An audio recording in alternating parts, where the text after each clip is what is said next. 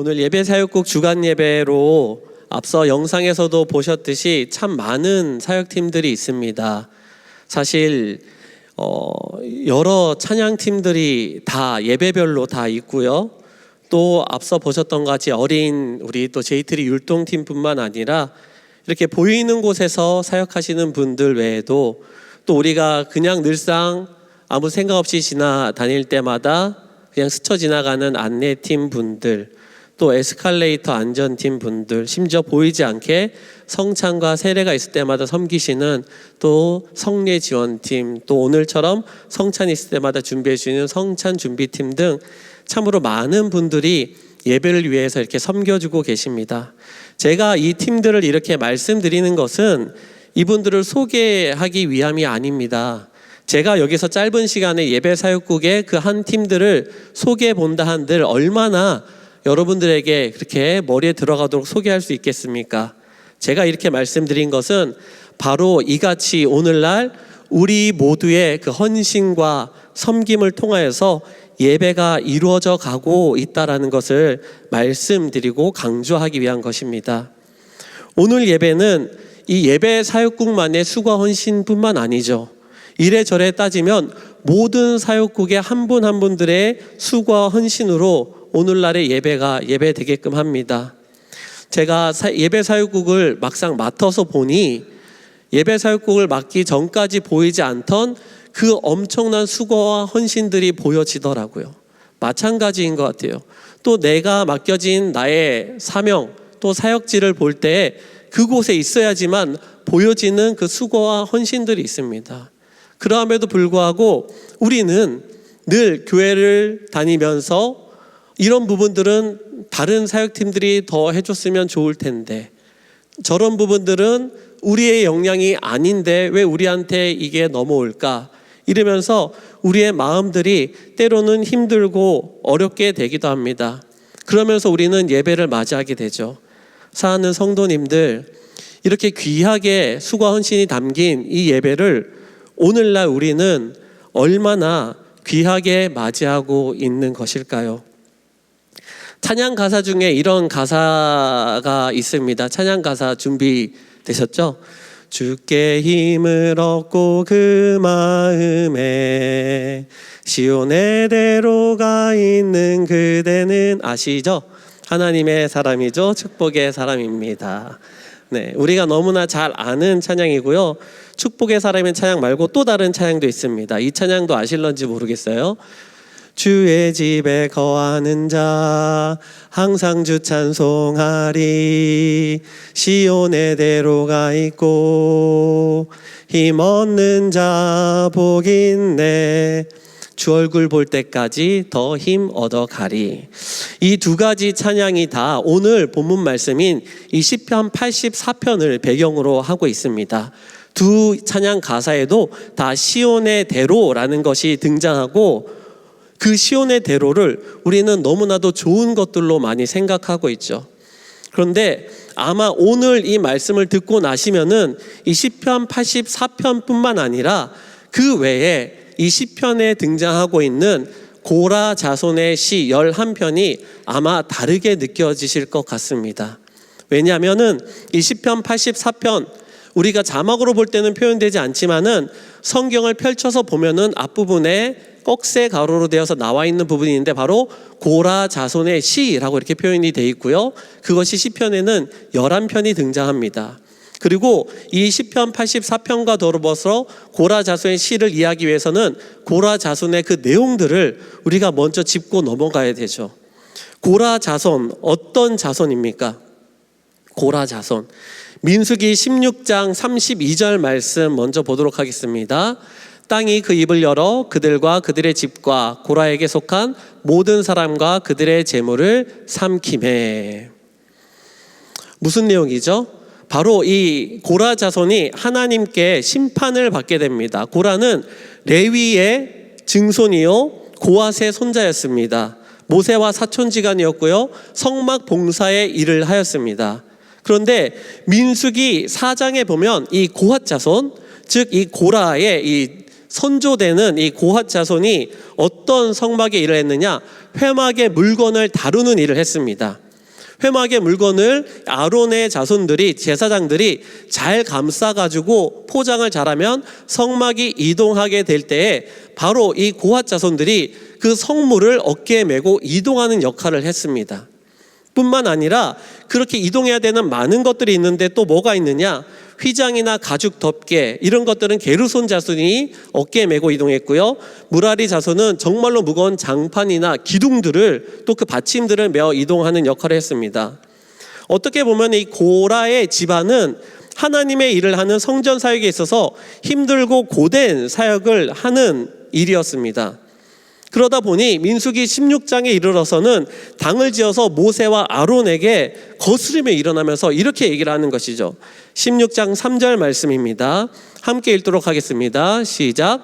너희가 분수에 지나도다. 회중이 다 각각 거룩하고 여호와께서도 그들 중에 계시거늘 너희가 어찌하여 여호와의 총회 위에 스스로 높이느냐. 어떻게 보면 맞는 말이지 않습니까? 나도 하나님의 자녀고 너도 하나님의 자녀고 하나님께서 다 우리 가운데 계시는데 왜 너희 모세와 아론 제사장으로 부름받은 너희들만 그렇게 고귀하고 성스러운 역할을 하며 우리 고핫 자손은 선조 때부터 이어온 이런 무겁고 천하게 보이고 힘겨운 이들만 감당해내야 하냐라는 것입니다. 그러면서 모세와 자손이 스스로만 높인다라고 이야기를 했지만 사실은 자신도 그와 같아지고 싶었던 것이 아닐까요? 모든 직분을 친히 하나님께서 정하여 주셨는데 그 말은 모세와 아론을 거스른 것은 모세와 아론을 거스른 것이 아니라 모든 직분을 친히 정하여 주신 하나님의 뜻을 거스른 것이 될 수 있는 것이고 그로 인해서 하나님이 친히 심판을 하신 일이란 것입니다. 하지만 하나님께서는 이 고핫 자손을 그렇게 심판하심에도 불구하고 또 그들에 대한 긍휼과 은혜를 베푸셨습니다. 민수기 26장에 보면은 함께 읽습니다. 시작. 땅이 그 입을 벌려서 그 무리와 고라를 삼킴에 그들이 죽었고 당시에 불이 250명을 삼켜 징표가 되게 하였으나 고라의 아들들은 죽지 아니하였더라. 아멘. 무엇입니까? 11절에 고라의 아들들은 죽지 아니하였더라. 하나님께서 고라의 자녀들을 남겨두셨습니다. 이것이 하나님의 인의인 것 같아 보이지만 사실 또 들여다보면 그렇지 않죠. 남겨진 고라의 자손들이 어떠하겠습니까? 자신의 아버지와 그 하나님의 뜻을 거스려서 반역을 저지른 집안이다 보니 주변의 그 따가운 눈총과 시선을 다 감내하면서 이스라엘 백성 중 간에 거해야 했던 것입니다. 심지어 민수기 27장에 보면은 슬로밧의 딸들이 모세와 제사장 엘르아살 앞에 나와서 자신들의 기업을 요구할 때 이런 표현까지 등장하게 되는데요. 제가 읽도록 하겠습니다. 우리 아버지가 광야에서 죽었으나 여호와를 거슬러 모인 고라의 무리에 들지 아니하고 자기 죄로 죽었고 아들이 없나이다. 즉 이 말은 우리 아버지가 비록 죽임을 당했지만은 저 반역자 집안인 고라 집안과는 전혀 연관이 되지 않습니다. 그것을 꼭 살펴봐 주시기 바랍니다 라고 짚고 넘어가는 것입니다. 이 말인즉슨 고라의 자손들은 지금 이스라엘 백성 가운데서 하나님께서 그 명분을 살려주셨지만은 정말로 피치 못해 살아가고 있는 그런 삶 가운데 있다라는 것입니다. 이런 반역자의 집안, 하나님의 반역자의 집안의 대명사로 불려진 이 고라 자손을 우리가 먼저 인식하고 고라 자손이 부른 찬양시들을 살펴본다면은 새삼 다르게 보여지고 들려질 겁니다. 주께 힘을 얻고 그 마음에 시온에 데려가 있는 그대는 하나님의 축복의 사람이죠. 하나님은 그대를 기뻐하시죠. 서정적으로 불려지는 정도가 아니다라는 것입니다. 고라 자손은 겉으로는 평범한 찬양을 하고 있는 것 같지만 사실 그 영혼 깊은 곳에서부터는 다시 하나님 앞에 올바로 서고 하나님 앞에 나아가고자 하는 그런 애절함이 끓어오르고 있는 것이죠. 특히 많은 학자들이 이 시편 84편이 기록된 시기를 이 다윗이 아들 압살롬의 반역에 쫓겨서 도망했던 시기를 보고 있습니다.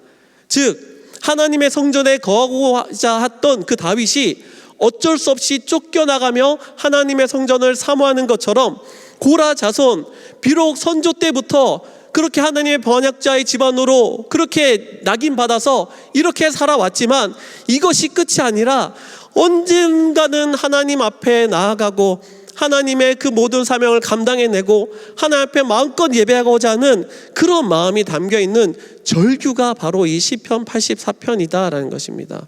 그러다 보니 2절 말씀에 내 영혼이 여호와의 궁정을 사모하며 새약함이며 내 마음과 육체가 살아있는 하나님께 부르짖나이다, 이 표현이 이해가 되어지는 것입니다. 주님, 저도 정말 주님 앞에 나아가서 마음껏 찬양하고 마음껏 예배하고 마음껏 누리고 싶은데 그러지 못하는 이 괴로움을 좀 살펴주십시오 라고 부르짖는 것입니다.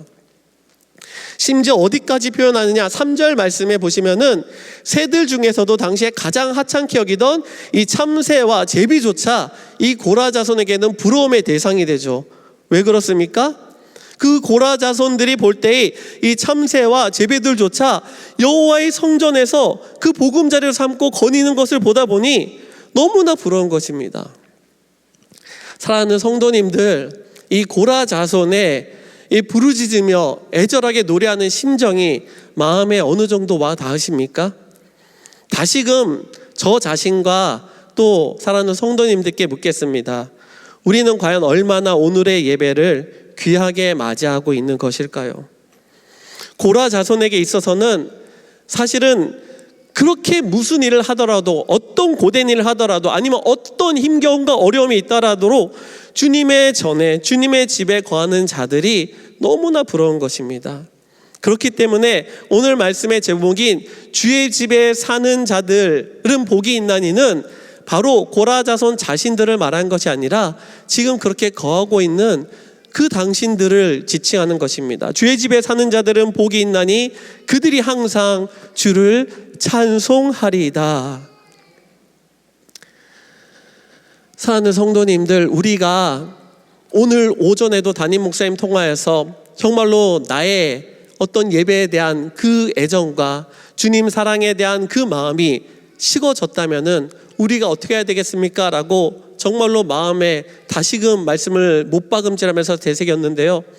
정말로 우리 마음에 과연 어떻게 해야 우리의 마음이 더욱더 예배를 사모하며 예배 가운데 그 은혜 자리로 나아갈 수 있을까요? 정말로 이 고라 자손의 시가 정말 우리 가슴 속에 다시 한번 울림이 되길 원합니다. 정말로 고라 자손의 입장에서는 정말로 그 어떤 일을 하더라도, 힘겹다 하더라도 예배당에 갈 수 있고 예배할 수 있고 찬양할 수 있고 말씀 들을 수 있는 것들이 다 은혜인 것입니다. 주님, 제발 저 무슨 일이 하더라도 주님 전에 다시 거하게 하여 주십시오. 주님의 임재가 있는 그곳에 저도 제발 들어갈 수 있다면은 주여 무엇이라도 하겠습니다. 그렇게 간절히 애절히 부르짖고 있는 것입니다. 심지어 이런 것도 압니다. 고라 자손은 6절 말씀입니다. 함께 읽도록 하겠습니다. 시작. 그들이 눈물 골짜기로 지나갈 때 그곳에 많은 샘이 있을 것이며 이른 비가 복을 채워주나이다. 아멘. 때로는 힘들 때도 있습니다. 부정할 수 없죠. 때로는 갈등도 있고요. 때로는 너무 버거워서 정말로 이 자리를 벗어나고자 하고 싶은 때도 있습니다. 그럼에도 불구하고 그런 눈물 골짜기로 지나갈 때 무엇이 있습니까? 많은 샘이 있고 하나님이 이른 비로 채워주시는 은혜가 있는 것이 바로 주의 집에 거하는 자들, 주의 집에 사는 자들인 것입니다. 더군다나 이 고라 자손에게 있어서는 자신의 힘을 의지했습니다. 나도 향로 불 붙일 수 있어. 나도 제사장 집불 능히 감당해낼 수 있어. 하나님이 나를 그곳에 지정하여 주시지 않았을 뿐이야 라고 하면서 내 힘과 내 능력을 의지했지만 그것조차도 이제는 다 내려놓습니다. 고라 자손은 5절 말씀입니다. 주께 힘을 얻고 그 마음에 시온의 대로가 있는 자는 복이 있나이다. 이 말씀 무슨 말씀이냐면 주께 힘을 얻는다라는 것이 결국은 내 힘과 능력으로 감당하는 것이 아니라 모든 것들을 다 어떻게 한다? 주님께 다 맡기고 주님으로부터 힘을 얻어서 감당해내는 자들을 의미합니다. 즉 여호와의 집에 사는 자들, 주의 집에 사는 자들은 내 능력을 자랑하는 것이 아니라 하나님이 오늘도 나에게 이 직분을 감당해내도록 나에게 힘을 주셨군요 라고 그것을 고백하는 자들이며 그 마음에 시온의 대로가 있는 자들은 어떤 뜻이냐? 마음에 시온의 대로, 사실 이 원어에는 시온이라는 단어가 없이 대로라고만 돼 있는데요, 이 시온이라는 단어를 붙임으로 말미암아 예배가 임하는 곳, 하나님이 거하시는, 하나님의 임재하시는 곳으로 향한 무엇입니까? 마음의 대로입니다. 마음의 대로. 즉 다시 말하면 늘 주의 집에 사는 자들은 마음이 어디로 모두 다 향해 있느냐? 예배로 모두 다 큰 길로 향해 있다라는 것입니다. 어디를 가도 무엇을 해도 무슨 일을 당해도 늘 우리가 찬양으로 불렀던 것처럼 어느 곳에 있든지 나는 주님만 예배합니다 라고 그 예배로 마음이 향한 것을 뜻한 것입니다. 우리가 축복할 때 시온의 대로가 펼쳐지기 원합니다, 이 말을 하면서 속으로, 머릿속으로 여러분의 삶 앞에 넓은 길이 펼쳐져서 평탄한 삶, 아주 무엇이든지 다 잘 되는 삶, 이것들을 우리는 생각할 수 있지만 그렇지 않다라는 것입니다. 사랑하는 성도님들, 저와 여러분에게는 이와 같은 시온의 대로가 마음에 잘 깔려 있습니까? 이 질문은 앞서 여러 차례 드렸던 우리는 오늘 우리의 예배를 얼마나 귀하게 여기고 있습니까와 마찬가지입니다. 사랑하는 성도님들, 이 고라자손의 이 시편의 내용을 보면은 우리가 무엇을 생각해 볼 수 있을까요? 나는 과연 얼마나 내가 오늘날의 예배 가운데 너무나 안일하고 너무나도 그냥 평이하게 이 예배를 내가 바라봐 왔는가 되돌아볼 수 있습니다. 사실 이 말씀을 준비하면서 제 자신도 너무나 많이 되돌아봤습니다. 예배 사역국 모든 임원들을 만나고 또 이 예배 사역국 주간 예배를 준비하면서 예배에 대해서 무언가 말씀을 함께 나누기를 원하는데 무엇인가 라고 했을 때 하나님께서 말씀하여 주셨습니다. 정말로 우리의 마음이 무엇보다도 주님께로 온전히 향해야 된다라는 것입니다. 이 마음이 될 때에 이 우리가 잘 알고 있는 구절인 이 10절 말씀 같은 표현이 나오게 되는 것이죠. 주의 궁정에서의 한 날이 다른 곳에서의 첫날보다 나은즉 악인의 장막에 사는 것보다 내 하나님 성전의 문지기로 있는 것이 좋사오니. 우리가 주님 앞에 거하기 때문에 우리는 행복자입니다. 우리는 주의 집에 사는 자들입니다. 어떤 상황과 환경이 나를 엄습하며 둘러친다 할지라도 때로 내가 어떤 상황 속에서도 내가 지치고 때로는 내가 모든 사명을 감당해낼 때에 그렇지 않습니까? 안내를 하시다 보면은 내가 왜 이런 대우까지 받아야 되는가? 또 주차하시는 분들의 한 번씩 얘기를 듣다 보면은 너무나 치욕적이고 모욕적인 일도 당하기도 하고 또 그 외에도 모든 상황 속에서도 너무나 힘든 것들을 감당해내고 있지만 그러함에도 불구하고 우리는 주님의 복을 받은 자들입니다. 바로 우리가 주의 집에 사는 자들입니다. 그들은 이렇게 선포하였죠. 7절 말씀입니다. 우리가 앞서서 먼저 우리가 고백한 것처럼 이렇게 다시 고백하는데요, 함께 읽도록 하겠습니다. 시작. 그들은 힘을 얻고 더 나아가 시온에서 하나님 앞에 각기 나타나리이다. 아멘. 한 번 더 읽겠습니다. 시작. 그들은 힘을 얻고 더 나아가 시온에서 하나님 앞에 각기 나타나리이다.